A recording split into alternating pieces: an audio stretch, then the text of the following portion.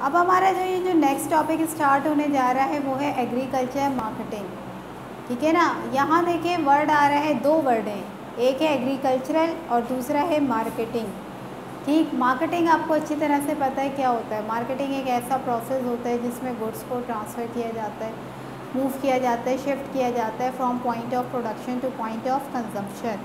तो जब यहाँ पे एग्रीकल्चर मार्केटिंग के हवाले से बात की जा रही है तो लाजमी सी बात है, ये एक ऐसी परफॉर्मेंस है, ठीक है, बिज़नेस एक्टिविटी की जो डायरेक्टली फ़्लो कर रही है एग्रीकल्चर गुड्स एंड सर्विसेज को, कहाँ पर, फ्रॉम प्रोड्यूसर से लेकर कंज्यूमर तक। अब पाकिस्तान की मईशत के अंदर ना एग्रीकल्चर मार्केटिंग का भी किरदार है। ठीक है ना। आप जब बिज़नेस के हवाले से बात करते हैं, ठीक है ना, तो आपने लाख जो है वो तमाम तर चीज़ें तैयार करनी, लेकिन जब तक वो कस्टमर के पास नहीं जाएंगी, ठीक है ना, आपको ये पता नहीं चलेगा कि आपके गुड ने आपको कितना प्रॉफिट अर्न करके दिया है या आपको बिज़नेस में या कारोबार में कितना फ़ायदा हुआ है। तो एग्रीकल्चर मार्केटिंग का भी किरदार जो है वो बहुत इम्पॉर्टेंट है। यहाँ देखें हमारे पास जो एग्रीकल्चर मार्केटिंग है या एग्रीकल्चर मार्केट्स हैं, ठीक है ना, वो कितने तरह की होती हैं। प्राइमरी मार्केट होती है और विलेज मार्केट होती है। ये बेसिक एग्रीकल्चर मार्केट है पाकिस्तान की, ठीक है ना। ये मार्केट कलेक्ट करती है एग्रीकल्चर गुड्स को, ठीक है, कहाँ से, रूरल लेवल से, और फिर सेल करती हैं कहाँ पर, रिटेल लेवल के ऊपर, ठीक है ना। इसके बाद जो दूसरी है हमारे पास सेकेंडरी मार्केट्स हैं, ठीक है, ये होल सेल मार्केट्स हैं और ये रेगुलर नेचर्स के ऊपर काम कर रही होती हैं। आपको पता है होल सेल मार्केट जो है वो बल्क के ऊपर काम करती है, क्वांटिटी के ऊपर काम करती है। These market purchase the agriculture goods in the production place while they sell the same at a consumption level. इसके बाद है terminal markets. These market consist of those markets of exchange which are established by a trade association. ठीक है ना, जो trade association, जो ताजर बिरादरी बनाती है मिलकर, उस जो है वो मार्केट को हम कहते हैं terminal market. These market work in respect of export trade and internal trade. ये जो मार्केट्स होती हैं ट्रेड के हवाले से काम कर रही होती हैं। अब जब एग्रीकल्चर सेक्टर में प्रॉब्लम्स हैं तो लाजमी सी बात है एग्रीकल्चर मार्केटिंग सिस्टम में भी प्रॉब्लम होंगी, ठीक है ना। तो सबसे पहला प्रॉब्लम देख लीजिए क्या है हमारे पास, low quality tool of produce. सही है ना, कि जो प्रोडक्शन आ रही है उसकी क्वालिटी क्या है, लो है। The production of agricultural good is generally of a low quality due to the absence of grading. आपने पढ़ा होगा मार्केटिंग के फंक्शन के अंदर दो चीज़ें होती हैं, स्टैंडर्डाइजेशन एंड ग्रेडिंग। अगर ग्रेडिंग ना हो गुड्स की, ठीक है ना, तो उसका क्वालिटी स्टैंडर्ड क्या होता है, लो हो जाता है। लिहाजा इन्होंने बोला कि जब पाकिस्तान के अंदर एग्रीकल्चर मार्केटिंग होती है तो सबसे पहला मसला जो खड़ा होता है ना वो होता है क्वालिटी का, और वो जो क्वालिटी है वो क्या होती है, लो होती है। Costly transport facility, the transport system which consist road network, railway, air transport, port, shipping service, ठीक है ना, ये सब क्या हैं, ये इनएडिकेट्स हैं। यानी इनके जो हमारे पास ट्रैक्स मौजूद हैं, जो सिस्टम मौजूद है वो गैर मुयस्सर है। यानी ऐसा नहीं है कि वक्त के ऊपर जो है वो तमाम तर सब्ज़ियाँ में होलसेल मार्केट से रिटेल शॉप पे मिल जाए या रिटेल से फ़ॉरेन कस्टमर के पास मौजूद हो जाए, जिसकी वजह से अक्सर ये भी होता है कि बहुत बड़ी तादाद एग्रीकल्चर गुड्स की क्या होती है, जगह पर ही ख़राब हो जाती है। Lack of market knowledge, market के बारे में मालूमात की कमी, जो डिटेल होती है, ठीक है ना, वो हमें मालूम नहीं होती। When, how and where the goods are to be sold, और ये भी नहीं पता होता कि हमें किस तरह और कहाँ पर गुड्स को सोल्ड करना है। Chain of middle man, middle man क्या होता है, कि दरमियानी तबके का ताजर होता है, इसका रोल बड़ा ख़ास होता है। ये लॉन्ग चेन मिडिल मैन होता है, इंटरमीडिएट का किरदार अदा कर रहा होता है कस्टमर और प्रोड्यूसर के दरमियान, ठीक है ना। और फार्म प्रोडक्शन जितनी भी होती है, सही है, उसे कस्टमर तक पहुंचाने की जो ज़िम्मेदारी होती है वो ये मिडिल मैन अदा कर रहे होते हैं। इनका किरदार बहुत बड़ा होता है। मल्टीप्लिसिटी ऑफ ए चार्जेस, यानी एक से ज़्यादा चार्जेस लगाना, दीज आर अनजस्टिफाइड चार्जेस होते हैं ये जो फार्मर पर ले आउट किए जाते हैं मार्केट के अंदर। ये चार्जेस किस तरह के होते हैं, जैसे कमीशन है, कुली है, मस्जिद फंड्स हैं, फ्लड फंड है, ये सारे बर्डन्स हैं किसके ऊपर, सेलर्स के ऊपर। ठीक है, इसके अलावा भी और चार्जेस जो हैं वो लगाए जाते हैं। इसके बाद lack of storage and warehousing facility, सबसे मेन प्रॉब्लम है ये कि हमारे पास थोक फरोशी की जगह नहीं है। जो वेयर हाउस होते हैं ना, जो वेयर हाउसिंग होती है वो बहुत इम्पॉर्टेंट है बिज़नेस के लिए, कि अगर आपकी फ़सल तैयार होकर आ गई है, बारिश का मौसम है, आपके पास जगह ही नहीं है कि आप उसको कहाँ पर थोक करें, कहाँ पर जमा करें, तो कहाँ पर ज़ख़ीरा करें, तो इस नतीजे में क्या होता है, आपकी सारी फसल बह जाती है। ठीक है ना, आपको नुकसान हो जाता है। तो ये भी एक बहुत बड़ा फॉल्ट है किस चीज़ का, एग्रीकल्चर मार्केटिंग का। ठीक है ना, तो वेयर हाउसिंग बनाना चाहिए ताकि ये मसला भी हमारा आसानी से हल हो सके। ग्रेडिंग ऑफ एग्रीकल्चरल कमोडिटीज़, जितनी भी ज़रूरी अशिया खुर्दोनोश हों उन सब की जांच पड़ताल अच्छे तरीके से ग्रेडिंग होनी चाहिए।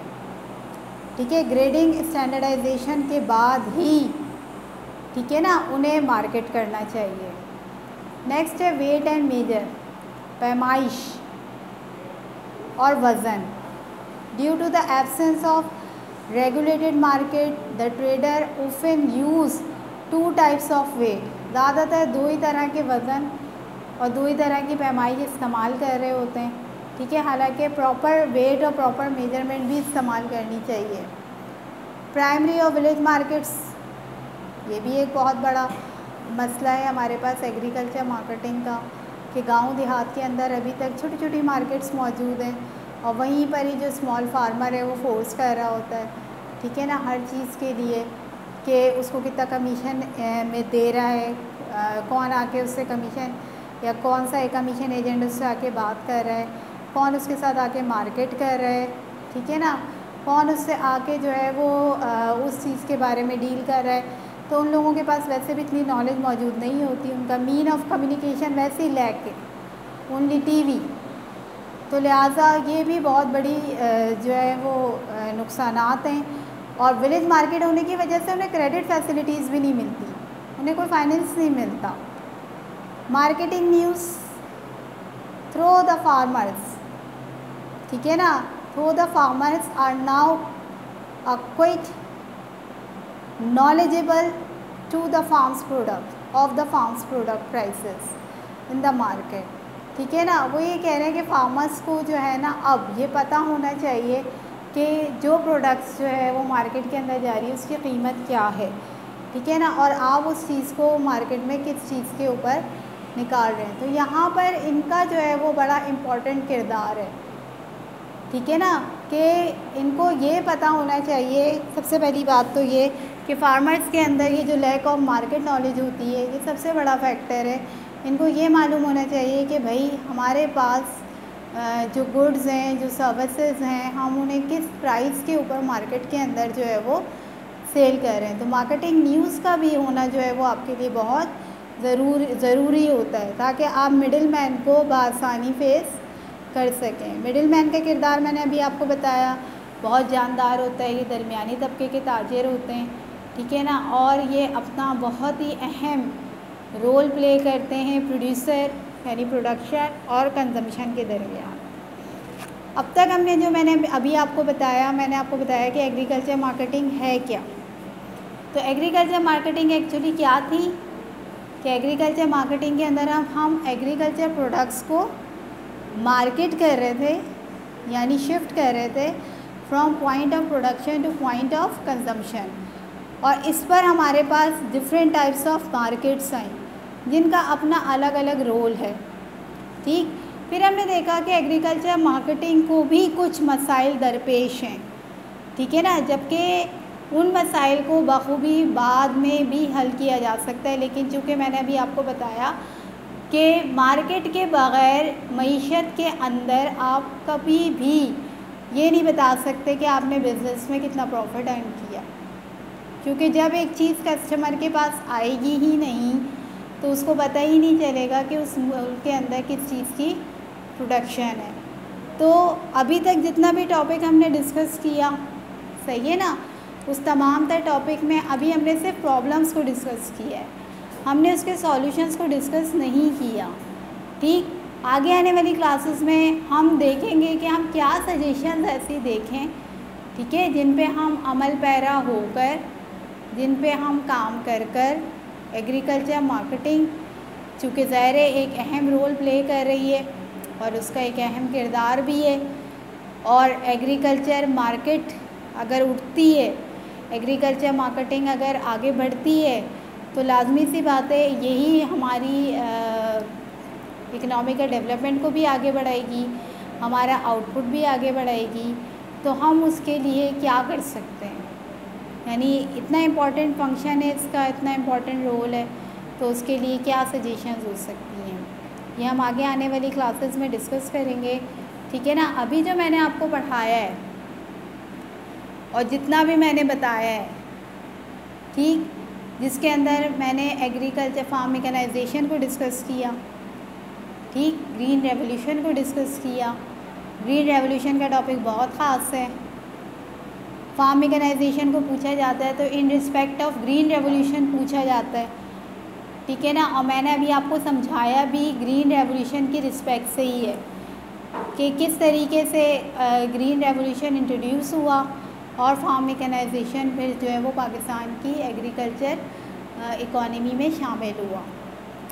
फिर आपने ये पढ़ा कि फार्म मेकनाइजेशन आ गया, उसने पाकिस्तान के अंदर बड़ा अहम रोल प्ले किया। अहम रोल प्ले किया तो ज़ाहिर है उसके कुछ फ़वाइद थे जब भी उसने अहम रोल प्ले किया, ठीक है ना। साथ ही साथ जब उसने एक अहम रोल प्ले किया तो फिर वहीं पर ही उसने कुछ ऐसे नुक्ते भी छोड़े, ठीक है ना, जो ये ज़ाहिर करने लगे कि जब पाकिस्तान के अंदर फार्म मेकनाइजेशन आई तो ओल्ड मेथड ऑफ कल्टीवेशन पीछे चला गया, जिसकी वजह से कुछ सोशल डिस्पैरिटी भी जो है वो सोसाइटी के अंदर आई, ठीक है ना, जो हम टॉपिक में डिस्कस कर चुके हैं। इसके बाद फिर मैंने स्टार्ट किया एग्रीकल्चरल मार्केटिंग। एग्रीकल्चर मार्केटिंग के अंदर हमने आपको पढ़ाया कि एग्रीकल्चर मार्केटिंग है क्या, ठीक है ना। यहाँ से आपने बिज़नेस एक्टिविटीज़ को स्टार्ट कर दिया एग्रीकल्चर सेक्टर की। एग्रीकल्चर मार्केटिंग क्या होती है, ठीक है ना, एग्रीकल्चर मार्केट्स कितनी होती हैं, ठीक, एग्रीकल्चर मार्केटिंग में आने वाले प्रॉब्लम्स क्या हैं, सही है ना, ये सारी चीज़ें हमने डिस्कस की। तो ये जितने भी टॉपिक हैं, ये जो अभी मैं आपको लेक्चर दे रही हूँ, ये वो सारे टॉपिक हैं जो एग्ज़ाम्स में पूछे जाते हैं, ठीक है ना। जो क्वेश्चन पेपर आपके पास आता है उसके अंदर ये बड़े इंपॉर्टेंट चैप्टर्स हैं, जो शुरू के चैप्टर्स हैं, और ये जो टॉपिक्स पढ़ाए जा रहे हैं ये बहुत इंपॉर्टेंट टॉपिक हैं, तो लिहाजा इनकी तैयारी आप पहली फुर्सत में स्टार्ट कर दें, ठीक है ना, ताकि आपको बर्डन ना हो, क्योंकि ये वो सारे मेन टॉपिक हैं जो कि पेपर का हिस्सा बनते हैं।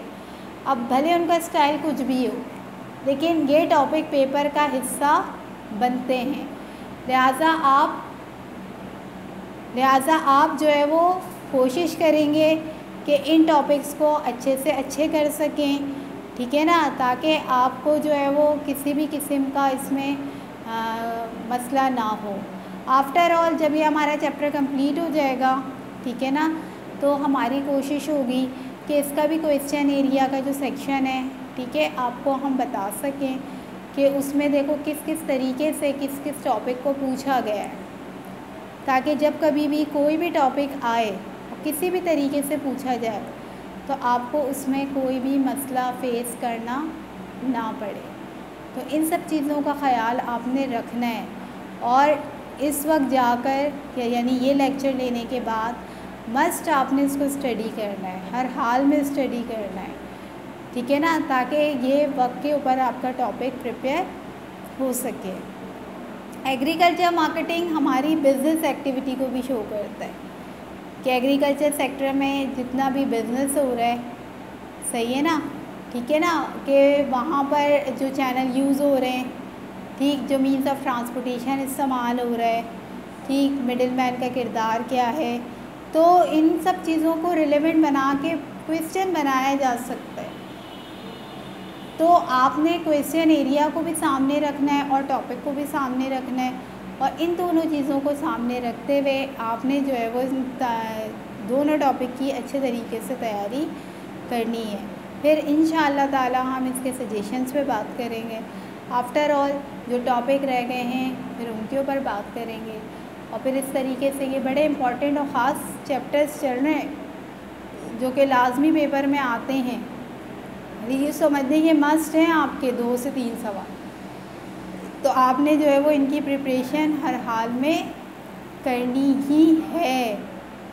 तो आप जो है वो इन सब चीज़ों के लिए अपने आप को प्रिपेयर कर लीजिए। ओके, इंशाल्लाह आपसे अब नेक्स्ट लेक्चर में मुलाकात होगी। जज़ाकल्लाह।